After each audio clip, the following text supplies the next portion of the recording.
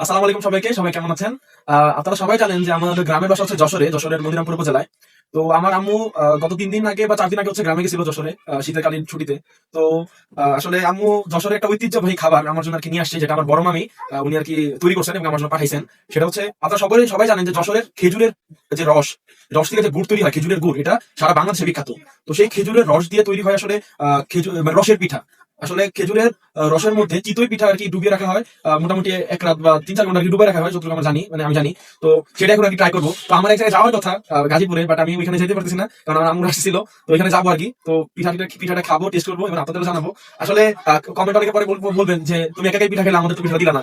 তো আসলে খুব সীমিত পরিমাণ পাঠাইছে, আর শুধু আমার জন্যই পাঠানো হয়েছে। তো আমিও খাচ্ছি এবং মানে আমার ফ্যামিলির জন্য পাঠানো হয়েছে পিঠা। তো আমি খাচ্ছি, পরবর্তীতে যদি কখনো সুযোগ হয় ইনশাল্লাহ তো যশোর নিয়ে যা খাবো। তো শুরু করতেছি। বিসমিল্লাহির রহমানির রহিম। বিসমিল্লাহির রহমানির রহিম। আসলে দীর্ঘক্ষণ ভিজিয়ে রাখার কারণে খুব সফট হয়ে গেছে আর কি বিষয়টা, এরকম নরম হয়ে গেছে। এই যে খেজুরের রসটা, এই রসের সাথে সম্ভবত মানে গুড় মেশানো হয়েছে বা চিনি মেশানো হয় না, গুড় মেশানো হয় সাধারণত। অনেক এলাকায় দেখা যায় যে দুধের ভিতরে তৈরি করে, দুধে ভিজায় আর কি।